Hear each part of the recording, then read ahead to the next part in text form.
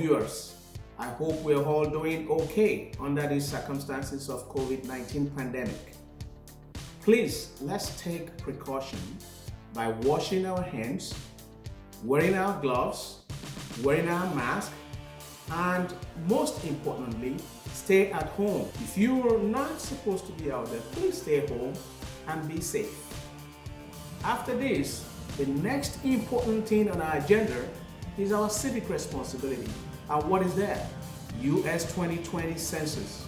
Make sure you and your household are counted. It's important for our community. Let's be counted. And finally, U.S. presidential election is coming up in November 2020. My question to you is this: should Joe Biden be the U.S. next president? Watch, listen, and I need your comments to this. Thank you.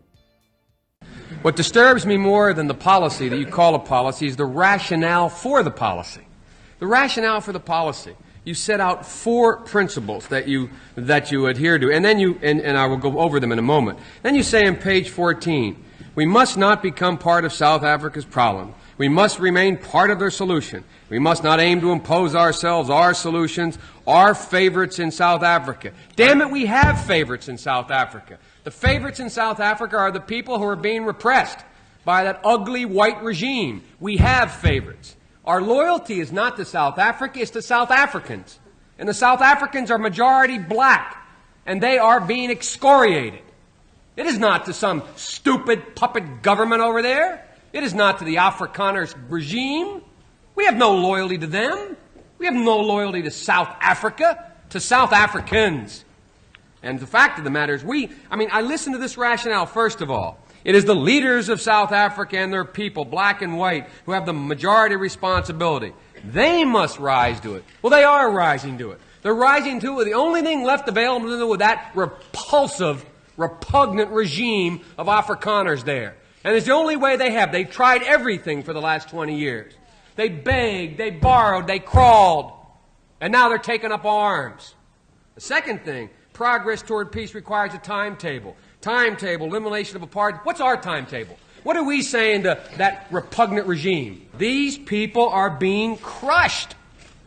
And we're sitting here with the same kind of rhetoric.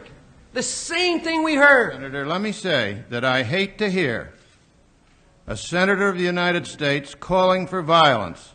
I'm not calling for violence. That's what you're doing. I hate to hear exactly what you're doing. I hate to hear an administration and a Secretary of State refusing to act on a morally abhorrent point. I hate to hear this country. I'm ashamed that this country puts out a policy like this that says nothing. Nothing. It says continue the same. We put no timetable on. We make no specific demand. We don't set it down. I'm ashamed that's our policy. That's what I'm ashamed of. I'm ashamed of the lack of moral backbone to this policy. Okay, now that you've heard what he's got to say, what is your position about Joe Biden being the U.S. president come November 2020?